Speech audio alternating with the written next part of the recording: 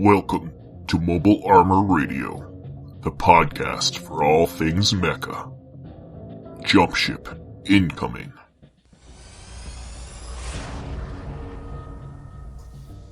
All right. Welcome to Mobile Armor Radio. I am your host today, Chopper, and I am joined with the effervescent, is that the right word? Effervescent, Rob and Brian. Hi. We are. Wouldn't that mean like ever lit? I don't know. Effervescent. I don't know. I'd probably just. See, I I'm can probably turn using my that light on and off. I'm Oh, using that so word effervescent. incorrectly, probably. No, we could be effervescent. We could be Evanescence. It could be evanescence. Yeah.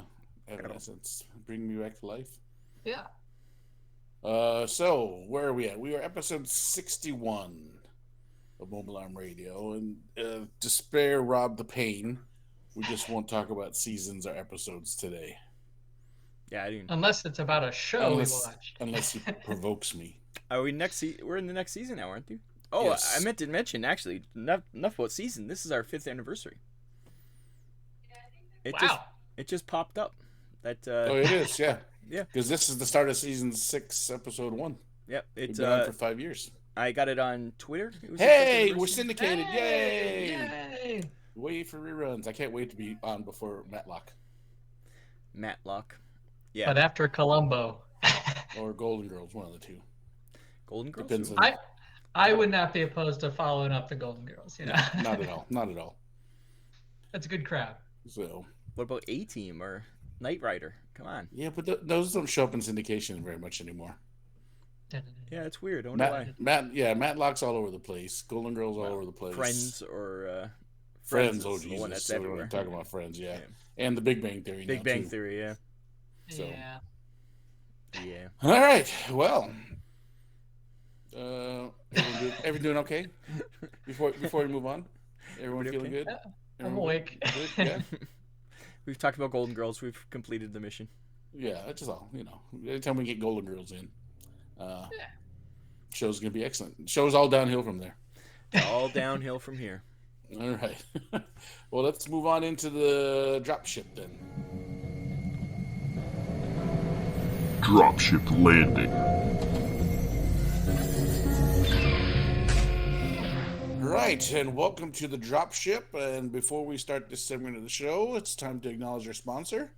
Join the madness of JBR. Visit patreon.com/JohnBearRoss or search John Bear Ross on tribes at myminifactory.com. Get one full-size 28mm Mac. One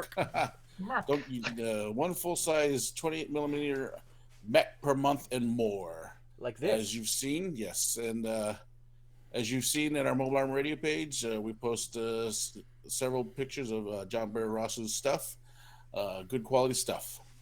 I gotta put it back before I drop it. And he gotta put it back before he drops it. So visit John Bear Ross at tribes at myminifactory.com or patreon.com/JohnBearRoss. Yep.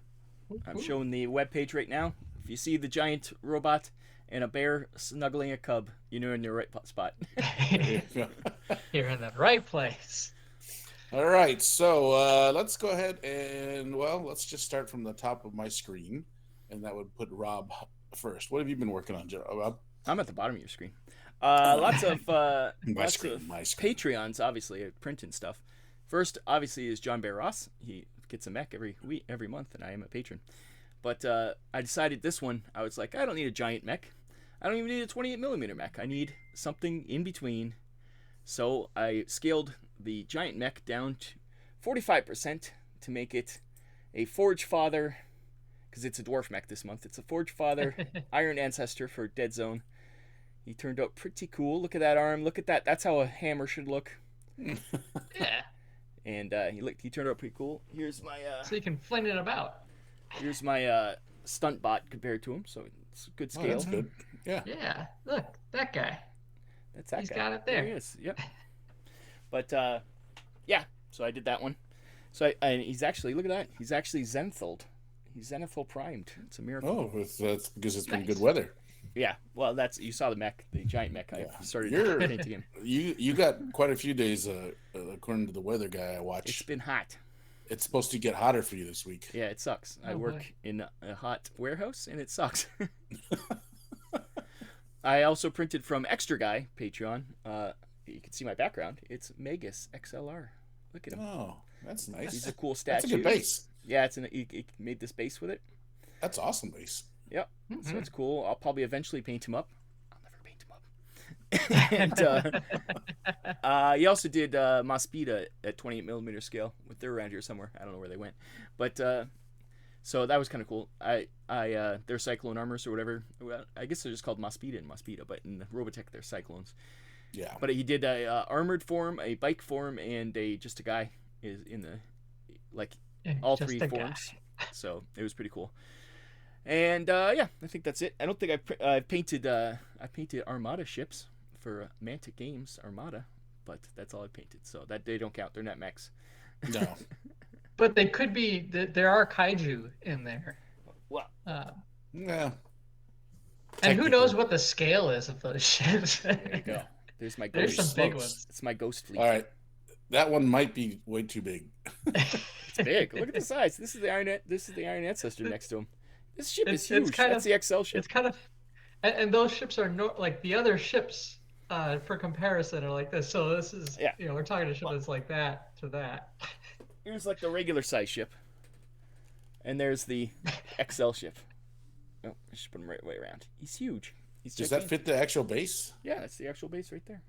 Oh, Jesus. That thing is ginormous. It is ginormous. Yeah, all available on Mantic Mantic Vault. It's called Vault. Tribes Vault. Yeah.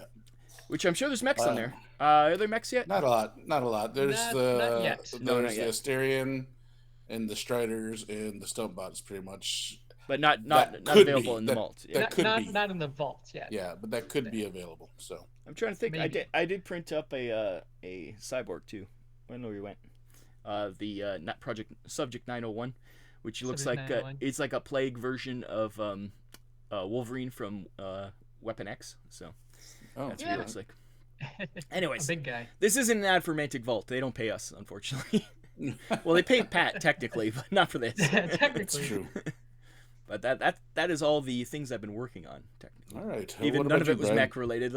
I really just ruined Well, that. whole no. segment. Well, I can do a nice gentle segue in there. Gentle. In that from the Mantic Vault, one thing that they did have was the GCPS Medic, which is like your little Starship Trooper guy. Well, that's the faction I have painted up as my Gundam themed Earth Federation forces, and so I have just as of today finished painting my Medic up so that it is and it's a really nice figure. Like one thing about it that was really cool is the he's got like a little stim kit and a med pack that those elements exist on other models throughout the Mantic range, but they've never been kind of brought together in one mini. So I appreciated that kind of aesthetic synergy across the line. Synergy.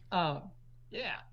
But apart from that, haven't done much other stuff. I've been bashing my head against my 3D printer lately, in that it's frequently clogging on me. You got to get a resin. And yeah, maybe. They're cheap now. I got the Creality LP6, I think it is. It all comes down to Did you like just buy the other where- one? Oh, so you got the same one I got then? No, LP6 is the big one. Oh, so I have the one that's small. You have the regular size. This is like the giant size, Yeah. and it was cheap. Brian, buy it. You get a big size. You can print terrain with it if you want to.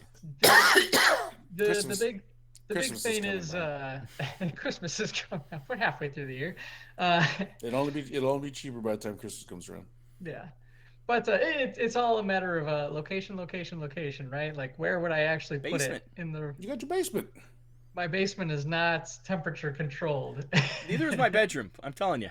Yeah, neither is my basement. This thing's got a built-in filter too, so it doesn't stink as bad. Maybe I'll look. Also, no filtration in our basement. There's don't like test no it. airflow. I've It's not that been printing both. Yeah, FDM and resin down there, and Yeah, he prints in his basement. There's no And Pat insulation or turned off anything. on and I airbrush down there. Well, Pat's got brain damage from the airbrushing. Don't airbrush without a mask. That's all I'm saying. But Pat does. but yeah, other than that, yeah, I've been kind of painting like kind of singular minis just to kind of get into the groove of it. But yeah, otherwise it's kind of been just trying to get my 3D printer working. I think I even mentioned it last time, upgrading my painting hobby space. So I got the Paint Pal kit from Corvus Games Terrain, which is kind of the travel one, which lets me paint kind of in our living room. But then I do have, they had a new Kickstarter, which is like paint racks.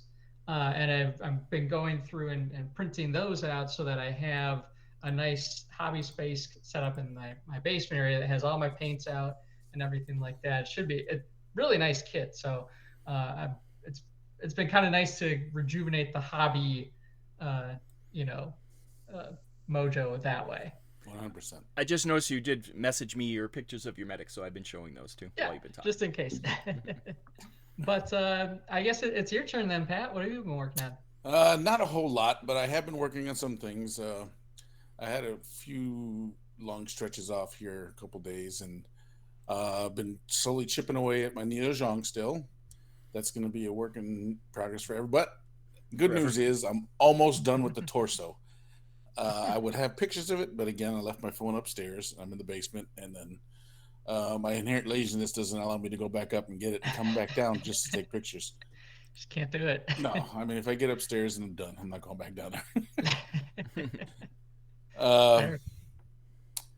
But yeah, so did I work any other mechs other than that? I don't think so, because I think what I was doing was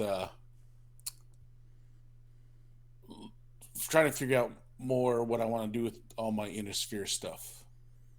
For Battletech? Yeah. Because we got the Kickstarters coming in and all the mercenary stuff, and so I need to figure out. I mean, we got a ton, and I got a ton of stuff from Rob in the last Kickstarter. And I looked at the shelf, and there's like 10 of those boxes just sitting over there, and I need to figure out what I want to do with those things. So once I get that plan in order, then it'll be just kind of knocking those boxes out one by one. On top of painting all the other things I like I've been painting. So I've been painting some Western figs up too, which is not really mech related, but it's the stuff I do in between when I'm working on my Zhang, waiting for that to dry, paint a little Western, get that to dry, work on some Battletech, and then just kind of go in a circle. That's kind of how my process works. So other than that, that's really not too much. I haven't been working on a super lot, but I have been working. And, the goal, like I said, the goal is to get that damn Zhang done. Cause I think you need some progress pictures that'll get people talking about it, and you'll get you some motivation. I know. I just, I've been very, what's the word I'm looking for? I've been very not connected to my phone in the last month or so. I've been just kind of, when I'm at home, I wake up, I grab it, just check my messages, put it down on either on the kitchen table or the dining room table, and it just kind of stays there all day unless I leave the house. So you never bring it downstairs to take pictures? No, I don't. I'll go in the office. As a matter of fact, one day I'm in the office and I'm playing on the computer, and we have one of those dog things that's got a camera. You can talk to your dog and you can send it treats or whatever. I hear my wife yelling at me through that thing, "Answer your damn phone!" So I had to get up and go to the living room and get my phone. There was 10 phone calls from her. That's my fault because I should turn the sound on if I'm not going to be having my phone with me. At least you can hear it from the other room. Yeah. Yeah. So I'll own that. But yeah. So when I go downstairs to hobby, the phone is still sitting wherever I left it for the day, and I just don't bring it down. What I should do is get some kind of a camera or something, like one of the video cameras that I got. You can take pictures with those video cameras, can't you? Some of them. I don't think mine can, but Maybe. some can. I think one of the ones I got. Yeah, I think I got one of the ones that allows you. So maybe I'll set that up or put one down there just for. And you would think I would bring the camera down there because my light box is down there. Yeah, but you have a video camera, don't you? I have 2. Yeah, you just take some video, put it up on our YouTube channel. Oh, I suppose I could do that. Watch me poison myself. Is that what you want? Yeah. And this is how you not to spray paint in your home. And this at this point is where Pat's life shortened by 5 years. Yeah, that's right. As memorial, we'll show this as a warning. Yeah. This is why his lungs look like they're fluorescent green. All right. Well, that's it for me in the dropship. Why don't we move on down to the ComStar then? Sounds like a plan. Okay. Message from ComStar. Welcome to the ComStar. This is where we're going to be talking about some TVs, movies, books, fire trucks, comics, dynamite, RPGs, video games, and things like that. So let's go opposite today. Let's go with Brian. What have you been working on or reading? Well, I have been continuing to watch Gundam Witcher Mercury. It's coming down to, I think, the last episode or 2. Yeah, I think it's wrapping coming to up. a head. It's coming to a head, and it's gotten there fast, but it's been very enjoyable. Hope they can stick the landing, but all signs are really pointing that way. Like I don't know if it'll be a happy ending, but it'll be an ending. It may not be the happiest of endings. Who knows, right? Maybe the power of friendship will prevail. Yep. And everyone will see the error of their ways. Just decide, let's eat tomatoes. I think Japan has this thing about just eating raw weird. tomatoes. Yeah, they eat them like apples. Mm-hmm. It's not for me. I like tomatoes, but I wouldn't eat them like an apple. That's for sure. No. But yeah, so that's been exciting. Really looking forward to catching that show. Other than that,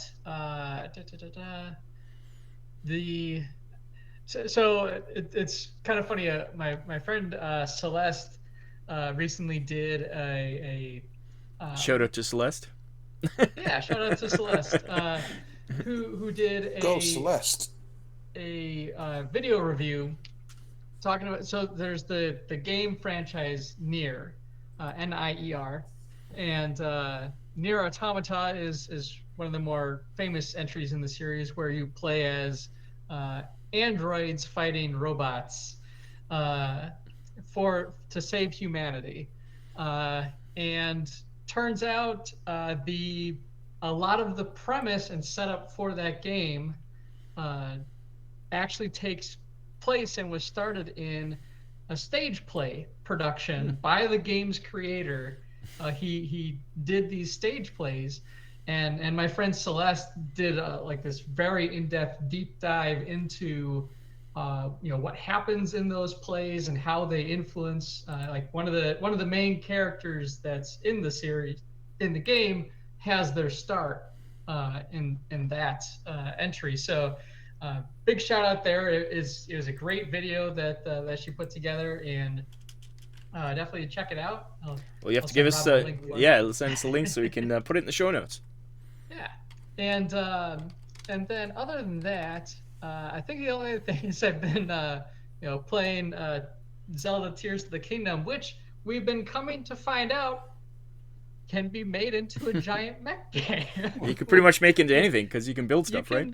Yeah, you can build stuff. You basically have the ability to like merge things together and kind of do different activations of different pieces. And people have just been going nuts with it. I've seen Metal Gear Rex.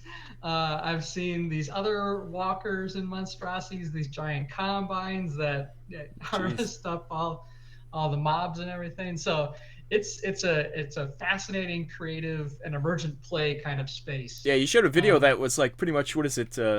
What's that game? The spinning top game? Oh yeah, Beyblades. Beyblades. Someone it looked made like a Beyblade, a giant Beyblade stadium. and yeah, so people are just having a whole lot of fun with it, with the mechanics of that game, and it's part of the enjoyment. I've been playing it a little bit now, and as soon as I'm done with that, I'll be going back to Horizon Forbidden West. Sadly, much like Horizon's previous entry, Zero Dawn, which came out like right as Breath of the Wild came out. They're like both fantastic games that do very similar things, but one was definitely overshadowed by the other. Bad timing both times for poor bad Horizon. Forbidden West had come out a while ago, but I'm only getting around to play it now. Just so happens to coincide with Tears of the Kingdom came out. But yeah, otherwise, that's kind of been the thrust of what I've been kind of enjoying and experiencing. So I'll kick it over to Rob. All right, Rob. First thing, I'm your shout out videos. I'll shout out a video too. We'll shout out Family Gamers 777. They did a Battletech Essentials first impression unboxing thing. Buddy's over there. They grabbed that out of Target, huh? Yeah, it's the Target exclusive box set. All the regular gamers are just stealing these up, so new gamers can't buy them. But it's probably good to show Target, hey, we're making some money. I'm not exactly sure what these regular gamers would want with those things. I mean, it's exclusive mechs. You don't get those mechs anywhere else. Oh, you don't? Nope, they're different sculpts, and it's famous mechs. I thought for sure they weren't going to do that. YOLO Men or whatever, how do you ever say it? The famous Solaris fighting mech. That's one of them. So they are those exclusive sculpts pretty much, not mechs necessarily, sculpts. But so people want them. People want everything, and it's cheap. And I guess Target was doing a buy 3 get 1 free, or buy 2 get 1 free. So people are buying tons of them. So regular newbies won't be able to get this game, but at least Target will be like, oh, maybe we should have more BattleTech stuff on the old store shelves. So I'm sure they'll order more and maybe have some actual different stuff there, which is great because you get your game in Target. That's big times. So shout out to those guys who tried. They tried classic BattleTech for the first time, Coach and Andrew. And it's not the full version. It's only the there's like a quick start version that's in that box set. But yeah, wait till they try the real version. 4 hours later. Yeah, that's right. That's the quick start version. They're like, oh, this is real crunchy. I'm like, wait till you try the real version. Other than that, I caught up on Witcher Mercury, which is awesome. It goes in crazy places. You think it's going to be like a teen romance drama at the beginning, and it's political machinations by the end. It's pretty crazy. But we're coming to a head, and no spoilers, but I can't wait to maybe we'll do a spoiler episode once it all comes out and Pat finally watches it. Pat, you got to watch it. I know. I'm waiting for it to end so I can binge it. Yeah, that's the way to do it. I also at the same time I was watching Trigun Stampede. It's Trigun back in the day was a great funny anime, and this is like a prequel, and man, it's not funny. It's pretty depressing and sad, but the bad guys have mechs in it, so it counts. So that's it was a fascinating series that did blend. It was kind of that space cowboy thing, but there were like giant cyborg people. Yeah. This kind of explains why the world is like that, and it's kind of cool, and you're like, oh, that's neat. But there's some heartbreak in that show. I've also been playing Warborn, thanks to Brian. He mentioned it on another show, so I picked it up. Turn-based mech game. It's pretty fun. Oh, okay. Have you played it yet? I actually haven't gotten around to playing it yet. You mentioned it before. That's the only reason. Yeah. Yeah, it is on Steam. Yes. I actually tried to buy it for you, but it wasn't allowed. It didn't let me buy it because you're not in Canada. So, sorry. Oh. But it was on sale. I got it for like $10. That's weird it does that because it lets me get you guys. I think it was because it was on sale, maybe. But but it's fun. Only for sale in Canada. It's very turn-based, and you have a bunch of different mechs you can play. And it's fun. And also because of Brian, you're influencing me. I read All You Need Is Kill. I read the I don't know how many issues, 12 issues, something like that. All you need is and is it the manga or the manga? Yeah. Okay, yeah. And it was really good. Very different from the movie, which I watched the movie afterwards because I was like, I want to watch a movie again. But they're both I like them both as very different things, but they're barely connected. Like Yes, they're very separate. Yeah.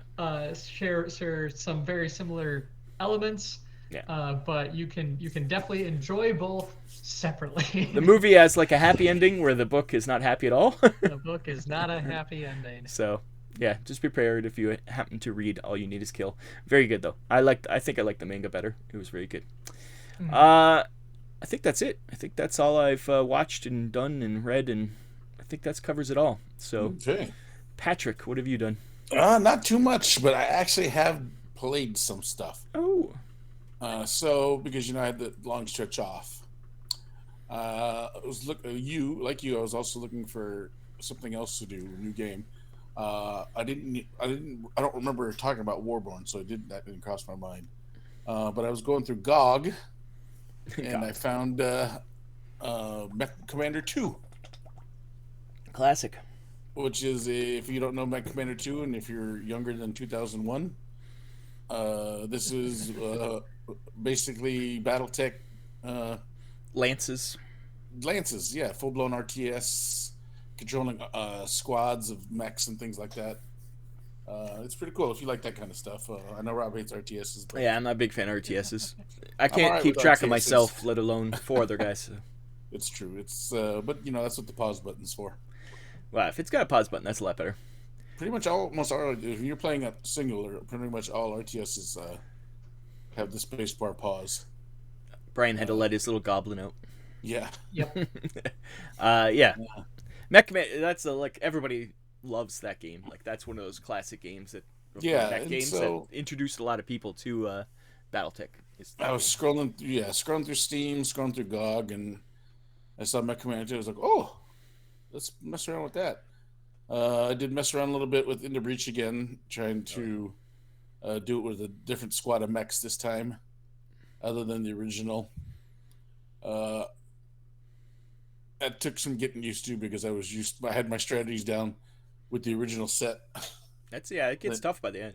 Yeah, and then you got your new set of mechs. I'm like, ugh, I don't know what I'm doing. Are there any mechs in Diablo 4? No, but I have played quite a bit of that. Yeah, there was a time when it was 9:00 at night. Next thing you know, it was 3:00 in the morning. Diablo's a bad thing. Yeah, I refuse to support Blizzard anymore. I can't do it. So. Yeah, it's Diablo. It's the devil. Diablo 2 was my game. And Played the hell out of that game. Didn't like Diablo 3. Yeah, I'm not. Diablo 4 is right. I'm not even gonna get it. We're the wrong podcast, so we'll just move on. So I think that's it because I just played the video games. I haven't read anything. I'm waiting for Witcher Mercury to finish so I can just sit down one day and with a bag of Funyuns and or maybe I'll order. What maybe I'll do is I'll order some ketchup chips from Amazon. And they're going to say sushi or something. No, ketchup chips from Amazon. Order some tomatoes. And then, if I can find some Mullen Olsen or something else, I'll sit down and watch the Witcher Mercury Canadian style. I don't know. That makes no sense, but that's it's very good, though. All right. Well, that was a very quick ComStar for me. Yeah. Why don't we move on then to the MechBay Hanger and talk some talk? Get into a fight. Yeah. Now entering the MechBay Hanger. All right, and welcome to the MechBay Hanger. This is our roundtable discussion area, and today I wanted to chat with you guys and see what your opinion was on the Golden Girls mechs, right? Yes. Do you think Blanche rides a Marauder? Who do you think would be the leader of that group, and which mechs would they be riding in? Betty. Betty White Rose? No, but Betty White would be definitely a Locust pilot. All over the place. What was B. Arthur's character's name? I don't remember. Maud. No, that's her own. That's character. The other one. Blanche Devereaux, I remember, and Rose. Blanche Rose. What was in Estelle Getty? What was her? It's been too long. Brains out. Anyway, That's not the actual topic. That's Don't worry. not the actual- All these No, people just no. turned off because we thought that was the real Yeah. topic. Either that, or they were actually trying to decide what mech. Dorothy. Comment Betty below White was which gonna mech do you drive. think is. Tell us Betty what White's- B. Arthur's name is and what mech she drives. All right. So, in lieu of new versions of a game coming out and Catalyst's Kickstarter funding so well, I wanted to pick your brains and see what you think. Can there be too many factions / armies in a game that makes the game unbalanced? Is it untested rules, or do you think it's like buy the new hotness to win that makes the games kind of go crazy? Do you want me to start? Because I'm going to go off on you right now. Go ahead, Rob. You start. If you're ready to go, if you're ready to come out of the gun, come out of the gun. Well, I reject your premise with Battletech because there isn't that many factions. Because there's really just maybe 3 technically. There's clans, Yeah. there's Innisphere, and then there's But then we're adding all these mercenaries. yeah, mercenary. They're all the Which same though. The mercenaries play the exact same as Innisphere. That's the thing. Okay. There's no special rules. It's only mechs that are different. So anybody can have access to any mech. So Okay. that's what I think. List building is complex because you can pretty much pick anything. But but we all know my feeling on the clans, anyways. yeah, but clans. That was his technology, and if you want to play, the tech. That creep. was tech creep or rules. But you were there at the very beginning. They fixed it not Yeah. soon after. They evened it out. So you were mad for like the first month that it came out, and then they fixed it, and then you already quit playing by then. It took them years to fix it. It wasn't months. It didn't take him years. It was quick. I was amazed how quick it was actually. But But in BattleTech, that's just one. But I'm talking about just in games. In yeah, general. other games for sure. Like I think when you first gave us this idea, it was 40K. Like 40K is renowned for that. Like it's the newest models have the best stats. The new codecs get the latest- best stuff. And From what I understand, the latest version is supposed to be dumbed down and simpler.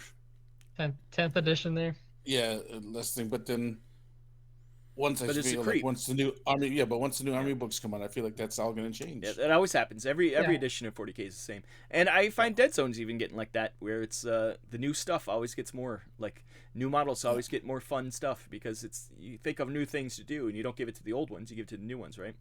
And that's so I don't think it's necessarily a purposefully evil thing. I think it's just they're playing with their toys and all of a sudden they're like, "Ooh, we could do this now, so let's add this," and it's like.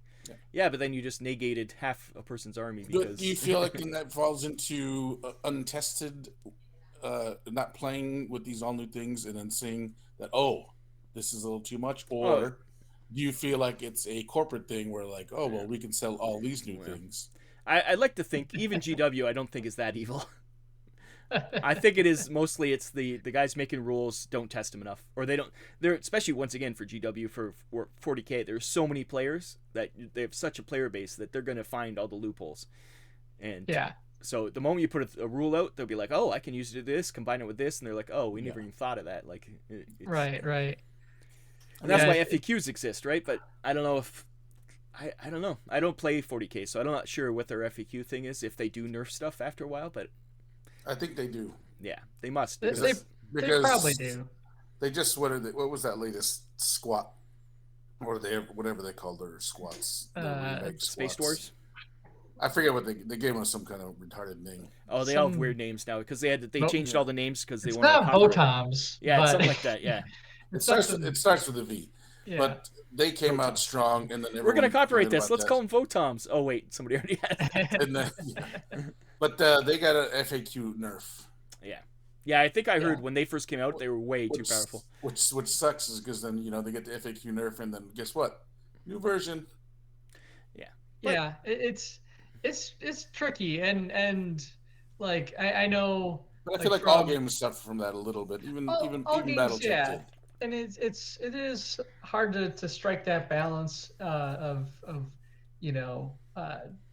if like coming from a game design perspective, especially as you add more and more, right? The variables at play just start exponentially growing, and I know like it's that thing where it's like within like a faction you might be able to balance it where like point costs and everything like that. all kind of shakes out, but then you put that next to another faction that plays very differently, and like suddenly that point scaling doesn't line up. See, that's I why know I don't think that's a Battletech struggle. has that issue, because there is no factions don't have special rules or anything. They just have maybe slight different things, but it's all about balancing. Like, it's all about point values for them.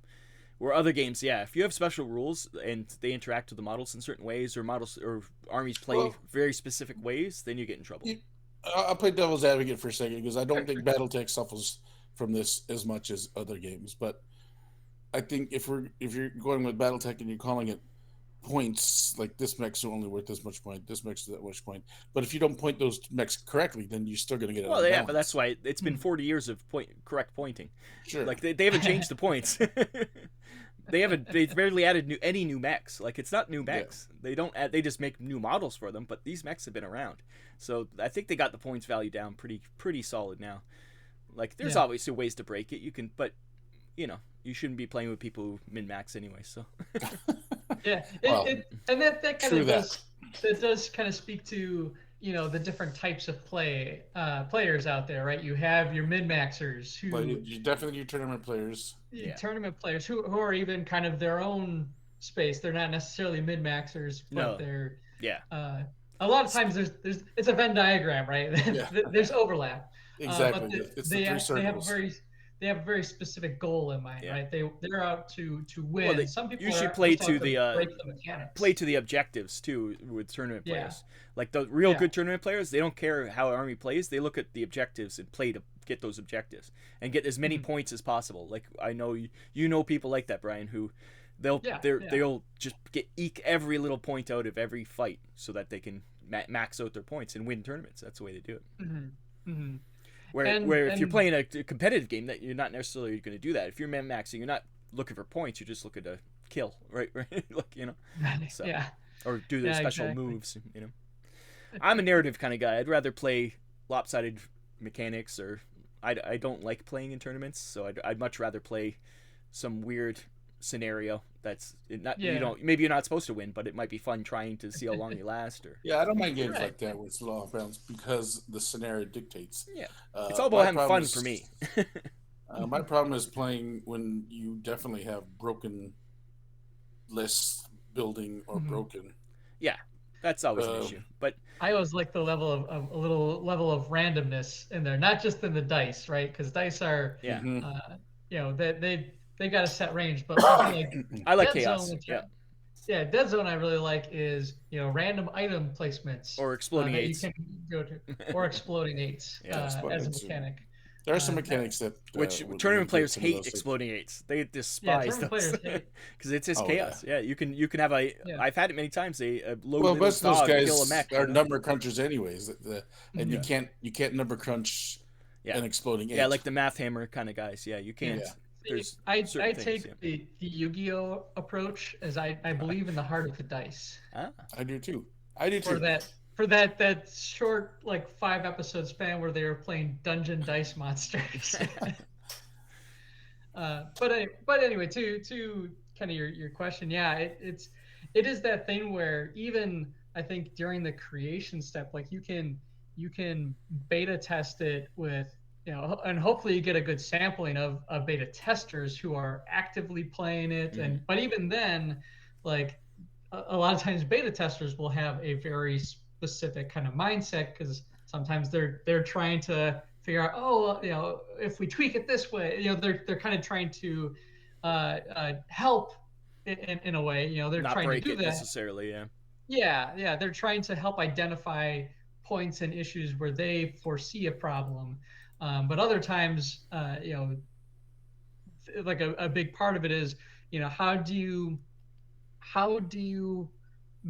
come up with rules that address big issues without like every little like situation kind of having to need its own little rule, because that's when your rule book starts going. You sound like I can tell you're a programmer, because that's exactly what it is, right? Trying to find every little contingency. What if someone does this?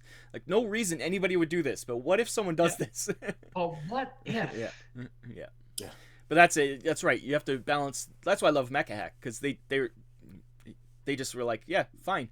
you could probably break this game, but it's about having fun. Don't break it.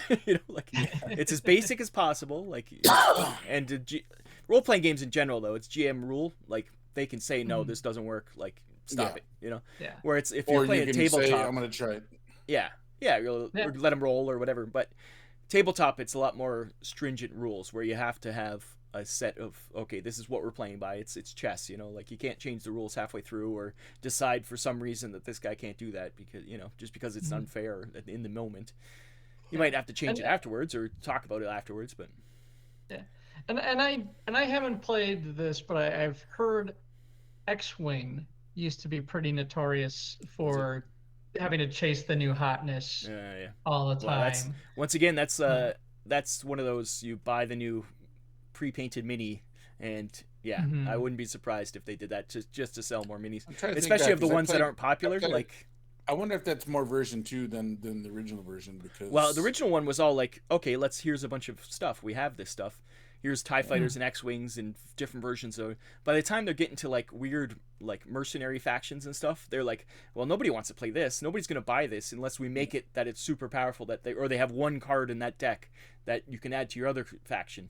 That was the thing with X-Wing I heard a lot, is when you buy it, there's like 4 or 5 cards that come with every one, and you could add them into your decks. And there was a few cards that were like, you must buy this, even if you don't want that miniature, you must buy this just to get that card. Like that was the problem with that game, I think. And a lot of games, like, once again, there's some of those cards were also limited to the type of ship they could fly. You couldn't put those pilots in like an X-Wing, or so to say. Certain. But I know, I do know one of the things that was kind of, I don't know, I would call it broken, but one of the things that people complained about, especially in the tournament scene, was swarms.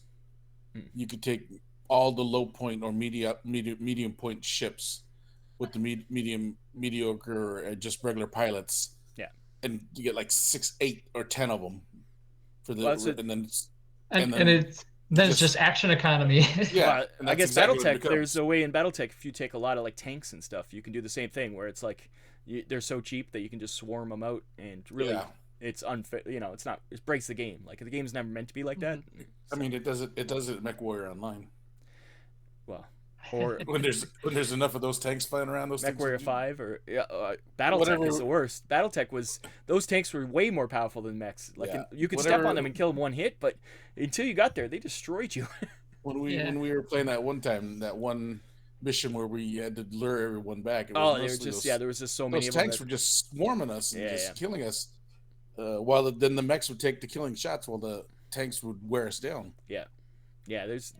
Definitely, the combined arms is always a thing, but I was thinking, I was just gonna say, like, kind of with that in mind, like, so like, what are some of the ways that, kind of work out for addressing these issues? Obviously, there's FAQs, but like you kind of mentioned with X-Wing, like you get cards, and so like there's a whole factor of like the production of like, okay, well now we need to replace all these cards or stuff like that. Like, do you see there's obviously been a pretty big shift to the online list building tools and online rules. You can easily switch stuff, where like the rule set and everything is kind of a living, breathing thing. It allows for much more rapid course correction as needed, but like how do we feel like that kind of impacts the hobby in a way? Because I know I'm a sucker for having that physical book. Like I love flipping through pages. I'm a book guy too. Yeah, obviously I have so many books, but it's kind of a problem. I think there's aspect of it, or there's like an overreaction sometimes too, though. Like people will be like, "Oh, this is broken. Oh, this is," and you're like, "Not." It matters your meta. Like they always talk about the meta, and each area has a different meta. And like I remember in Dead Zone, everybody was like, "Oh, the murder birds were overkill," and we're like, "No, they're not. Just shoot them." Like there wasn't but for some reason, like there's certain things in certain people's groups that were just found it really overpowered. Yeah. How do you kill them? It's like, oh, you ignore them. I feel like the last tournament at Adepticon, the big talk was skyscrapers. Yeah. A little bit, yeah. There's I know there's been a lot of discussion on like the weapon loadouts for them. Yeah. It's just people just overreact sometimes too, I think, and that's the problem with this able to change everything so quickly. Everybody overreacts and changes it instead of just trying to figure ways around it first. Like be like, well, just play better. Like they learn to fight them, right? Like yeah. And obviously, if it's so broken that it's impossible to play better, change it. But right. No, there's usually I find that there's most of the time you can find a workaround. Maybe not the solve, but you could mitigate it, your losses so that it's not overwhelming you, that you can still continue to fight. And like Brian said, like, oh, I can't kill an Iron Ancestor because they're so tough. Well, just don't bother. Do other things. Yeah. Well, I'm not gonna lie. I've had a Goblin Sniper kill an Iron Ancestor. Oh yeah. That's rolling. It's doable. Rolling 8s. You can kill anything with anything, but you can do it. You can certainly do it, and especially using Dead Zone as the example. Like Dead Zone is uniquely set up as like you can have that impossible shot. Yeah. Where just a little rebel trooper can just take a pot shot and roll like 15 8s in a row. That goes back to the original idea for Dead Zone. It was never supposed to be a tournament game. It was supposed to be a cinematic, fun Burger and Pretzels game. And it's over the years it's turned into a tournament game, unfortunately. But I think Firefight should be the tournament game. That's the one that should be this is how you should be playing it, and this is set rules. Yeah. It's not really random. It is a lot more regimented. Where Dead Zone should be, this is crazy. Like you could do crazy stuff and crazy things happen. Like I loved it. Like that's And to we'll circle back to we'll talk about this on a different podcast pretty soon. Yeah. but it's the game talk in general, though, right? Yeah. And I would say like that's a sign, a good sign of like a strong kind of like development team to be able to sift through that kind of feedback. And I think smaller games are almost at a better advantage in that there will be fewer voices kind of crying for. I can imagine all the different, like some people are saying things in 40K are overpowered, and then others are saying it's underpowered. Like I'm sure it's constant barrage of people telling these poor rules writers there. Like we can also point out that this just doesn't apply to tabletop minigames. I mean, Magic the Gathering has had this stigma since the get-go. That's not even a question because of the random packs. Even Pokemon, I guess, even got it's the same thing. Got that rap. Same idea. It's the random packs. Yeah. They put like 4 cards in a whole box that are good, and they make you buy so many packs or buy the whole box to get these cards, and that's their business plan. Like literally, that's their whole thing. That's how you keep the game going. But it's gotten the Magic Gathering that they play now, it looks nothing like what I played back in Revised. Like it's a totally different game. Like it's not even the same. Like I probably couldn't even play Magic now because I would be like, what? What's this? What is that? What does that mean? What does that mean? I don't know how to play Commander. Yeah. All that stuff. I was from before that. Commander's actually before times. Planeswalkers and all this stuff. Commander. If I'm going to play Magic again, it's going to be a Commander. We're not talking about Magic Gathering. I refuse to talk about that game. From 1997. Anyway. But and I think. It is that thing. All games face this challenge, especially if things have stats, right? Like if it's not literally, or if there's expansions, or I think if you do a board game, it's usually all right. Like because you probably play that board game enough to beat it out into submission. But at the moment it has expansions or multiple army lists or army building of any sort, and where there's different combos. Where there's a lot of player decision in that kind of stuff. List building in general. You can a lot of games. I know I've heard 40K. You can win the game in list building sometimes. Like that's the thing. So to put a cap on it, I think it's something that pretty much all games and game designers have to face, and game players in a way is like and I think the games that turn out the best are when that game community is supportive of those goals of like, hey, we want the game to be better. We're not just kind of angry. We don't get mad at the game designers because of this situation. Well, there's always people, though. That's the problem. There's always and the internet people. gives the vocal minority such a big loudspeaker that you get one person complaining, everybody hears it. Of that like constructive criticism. Yeah. I'm very solution oriented. That's right. That's what you should as a mindset. So that's what I encourage in people is like, hey, if you do discover something, you don't just say I hate it. Actually, say why you hate it and offer solutions, or at least explain why you don't want this in the game anymore, or why you think it breaks the game. Yeah. Be a better player. That's all it is. I will preface. I will like to make the statement that most of the mech games out there don't suffer from this too much. Well, I think a lot of them take a lot of roots from Battletech. And Battletech's been around so long. I will say that Battletech was the first. Yeah, like it's been around to destroy themselves with the clans. No, that was once again, that was like 40 years ago, Pat. Give it I up. Understand. No, I'm gonna take the scourge to my death. But I think it's been around so long that they haven't really added new stuff, which is good. I think the moment they start adding new stuff, I think they're going to open themselves up to these issues. But by just staying within their, like, they are kind of expanding the timeline, which is adding more technology and stuff, I guess, technically, but not really that much. But the moment they do it in any large scale, they're in trouble because they're going to have, that opens up a can of worms. Right now, it's been all kind of solved, where they've never done, like, it's not like there's a 10th version of Battletech. It's the same game. Like, they've tweaked things here and there, but it's pretty much the same game, which is why it's so clunky. I would probably quantify that with all the erratas and facts, you might be at version 3 by now. Even then, I think it'd be hard pressed to say that. Yeah, that's a hard call, but I'm giving them alpha, new revised what about the alpha. Dark Ages? Don't talk about the Click game. That's a totally different game. But but is there any other? I don't know. I haven't played enough of Heavy Gear or Cav to know. I know Heavy Gear's changed a lot and Cav's changed a lot from their original. Yeah, I haven't had a problem with Cav as far as that's concerned. But I know they've changed a lot since the original Cav's totally different. The original Heavy Gear wasn't even called Heavy Gear Blitz. It was just Heavy Gear, and I guess it was more of a role playing game. It was a lot different, more different. So I don't know about those games. I don't know enough about those games. So yeah, other like the box games, like those kind of like Starship Samurai or GKR, those. They're box games. They're what they are is in the box. That's it. Exactly. So, even if they're broken, you just play. Exactly.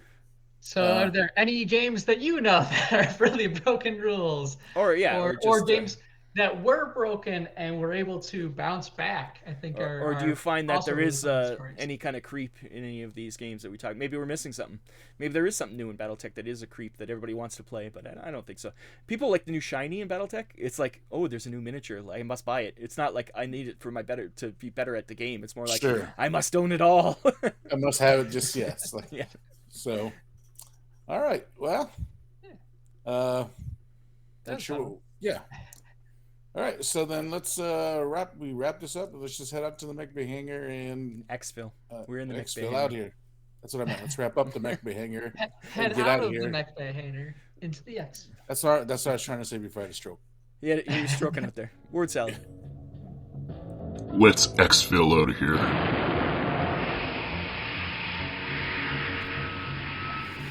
All right, so very spirited, very controversial. And Brian lived through his cat attack. And then still happening. Well, it's not lived through it yet. Good news is that it doesn't look like you're in an earthquake, even though you may think I've seen it a few times. It shook. The cat jumped by. Oh, there it is. It looks actually, it doesn't even look like you're in an earthquake. It looks like you're like this. Looks like you're just glitching, Leo. By the way, this will announce it all that Brian is not a real person. He's an AI-generated co-host. Yes. Oh no. He's glitching. He's becoming self-aware, so we might have to pull the plug on him. No, that's horrible. Well, Brian, I won't pull the plug on you. When you take over the world, remember I was on your side. Listen, we have a mech podcast we're talking about. This is just giving him ideas of what to take over. That's right. For 5 years. Next thing you know, he's gonna be traveling Japan, and next thing that Gundam's gonna be self-aware. You'll be walking away with it. It's playing rock paper scissors already. Does it? Okay. That's Does fine. it really? That'd be funny. Ka-ching, ka-ching. That's pretty cool. All right, well then, let's wrap up this episode of Mobile Armor Radio. Like, share, subscribe. Like, share, subscribe. Visit our sponsor, John Bay Ross. What else can we do? Check out Dead Zone the podcast this Friday. Check out our show notes for all the videos we talked about, and exactly. And if you are links, if you like role playing games and want to learn about all the Dragon magazines ever printed, check out the Dragon's Tome. If you want to learn more about Dead Zone the podcast, go to Dead Zone the podcast. Said that already, but we'll say it again. Podcast. And check out Family Gamer 777 if you want to see the Battletech review of the Essentials set box. Yeah, he does a bunch of other stuff. They've gotten really into Battletech lately. A bunch of other people have done reviews of them too, so check those out also. Check them all out. So, all right, well, let's wrap this up then. And for your Mobile Arm Radio, I've been your host, Chopper. I'm Brian. I'm Rob. And we will see you again in 1 month for episode 62. In August. Actually, it'll be when this comes out, Gen Con will be on. Oh, yeah. No, Gen Con won't be on. It'll be the week after, but I'll be in Chicago. So yeah. We're going to have to figure that one out. I was going to say, like, are there any conventions coming up? So we'll probably have some, we'll have Gen Con news the month after. Yeah. But definitely come see us at Gen Con. If you happen to be at Gen Con, go to the Mantic booth. Both Pat and I will be there. No idea what number it is. Look it up. 639, I think. Hopefully that's it. Otherwise, he just sent you to some random booth. I'm almost positive 639. Yeah. Gen Con is big. There's going to be a lot of things there, so it'll be fun. All right, guys. Let's call it, and we will see you in the interwebs. Bye, everybody. See ya. This has been Mobile Armor Radio. Join our Facebook group by searching for Mobile Armor Radio. Find us on Twitter at @MArmorRadio. Join us on the first of every month for more Mecha discussion.